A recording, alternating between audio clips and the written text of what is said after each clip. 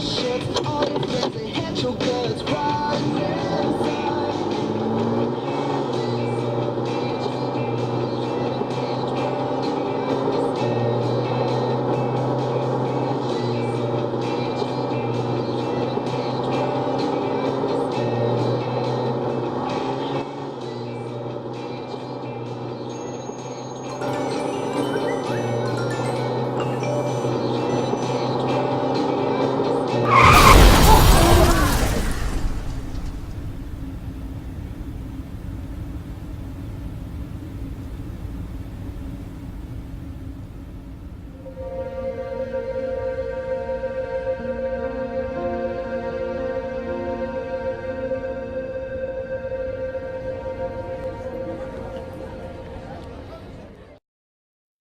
Distracted driving, a major problem on the roads today.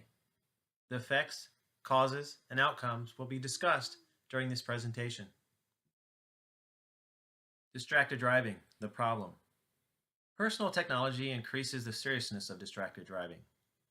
As dangerous as drunk driving? A question that will be answered today. There are 3 types of distractions that will be introduced: visual, manual, cognitive.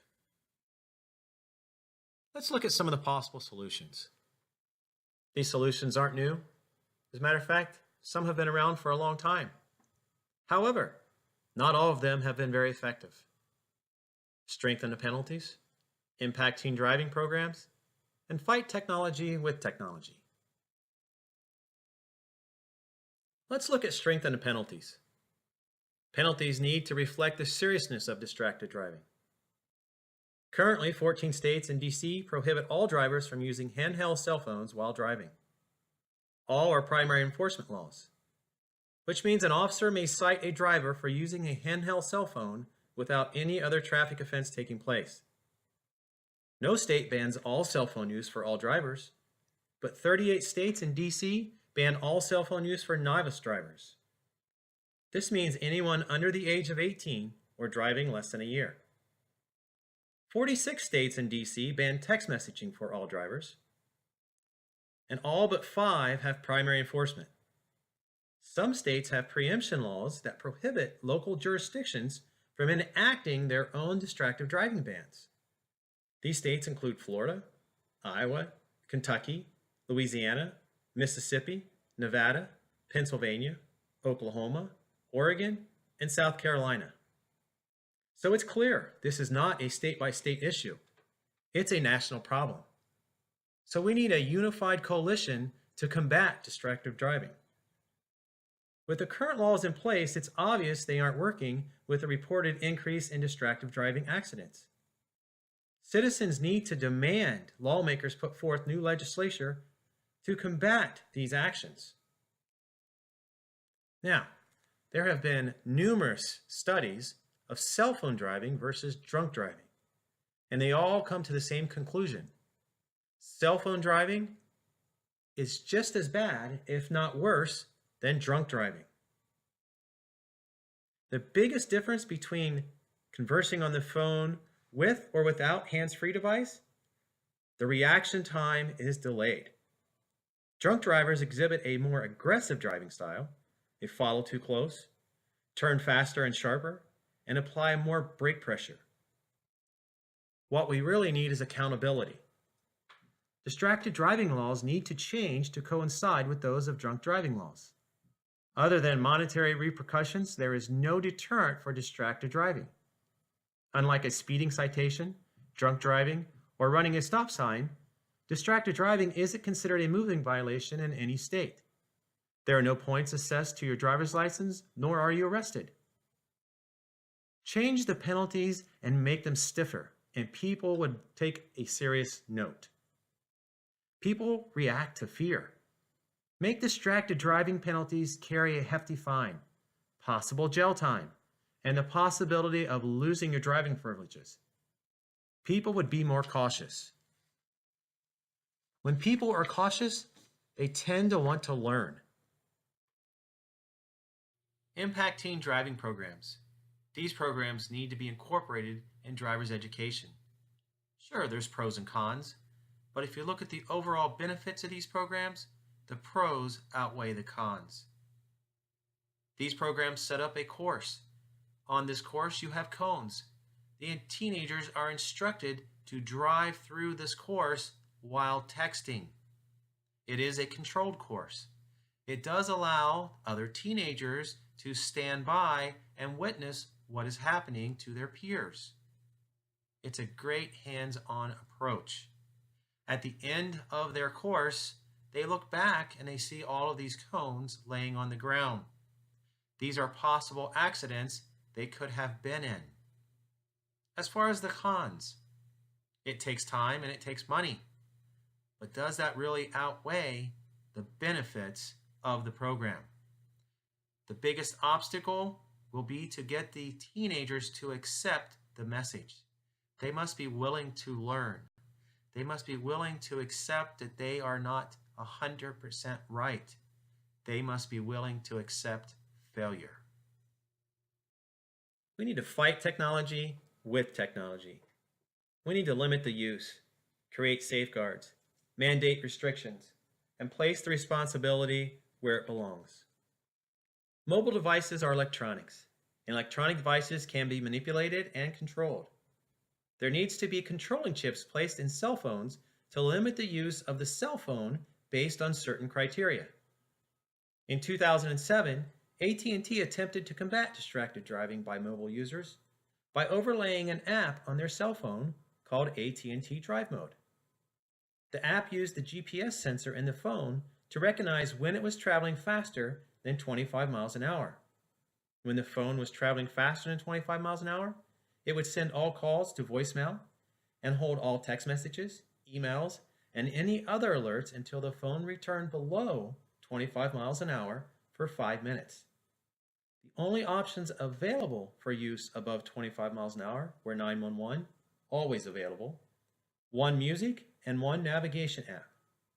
As a result of AT&T forcing this upon their customers, their sales for the latter half of 2007 declined by 4%, which was directly attributed to the Drive Mode app.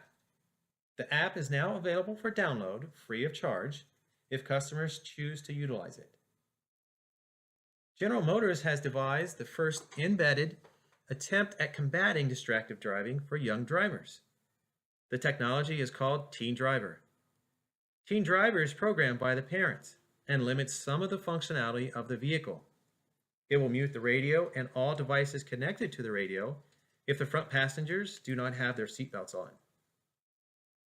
It puts a limit on how loud the radio volume can be, and it will not allow the driver to turn off any of the passive safety features. It also creates a report card for the parents to view once the teen driver returns. This allows them to see how far the car traveled, how fast the car traveled, and how many times any of the passive safety features had to be engaged. Government officials, parents, automobile manufacturers, cell phone companies, insurance companies, and youth advocate groups need to put the technology to work for the greater good of all involved. Restrictions need to be put in place to allow the roads to be safer for us to travel on again. As experienced by AT&T, if the policy isn't changed to make everyone play by the same set of rules, then no one will. Corporations are not going to suffer a loss of revenue to help facilitate a safer situation they can't control. Cars can be started by the push of a button, doors open without a key, park themselves, and assist by keeping them in the current lane. Cars and phones needs to be able to prevent distracted driving by limiting the use of mobile devices. The solution? Change the culture. If we change the culture, we can help decrease distracted driving. But before we get to the solution, let's listen to Cassie's mother. Cassie was a teenager. She thought she could do it all. She thought she could text and drive. She thought she knew it all. Well, guess what? She didn't. And her mother will explain.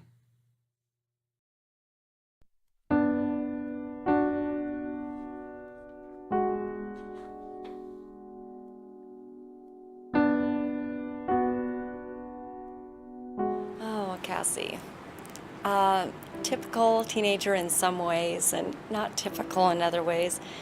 Love shopping, boys, going out with friends, meeting with friends. Real fun-loving person. Cassie was on her way to a friend's house. She was on a very busy road, and she looked up in time to see cars stopped ahead of her, so she tried to swerve to miss them and hit into other cars. Needless to say, she didn't make it. She made two poor decisions. She made a decision to not wear a seatbelt and to text and drive. I mean, that was one of my first thoughts. I'll bet she was on her phone, because we had talked about it and talked about it so many times, but she never thought that something like this would happen to her, and that she was good enough at texting, and she was fast at it, so nothing could happen. It doesn't take that long, but that's all it took, was just a couple of seconds, and I was just devastated. There's that empty part of our lives. Nothing can drown that out. Every time you go to bed at night, you just replay that same night over and over again. I should have done this. You go through that. Should we have different questions that run through your mind, and every night just play it over and over again. This is real. It can happen to you. Whether you're a teen or an adult, it can happen. It has, and it will probably happen again, unfortunately, to another family. I don't care how good you think you are, and if you think it's a personal choice, it's not. When you're on a public road, you're involving the public. It's not just your decision. You're making it everybody's problem. And I just thank God that my daughter didn't take any other lives.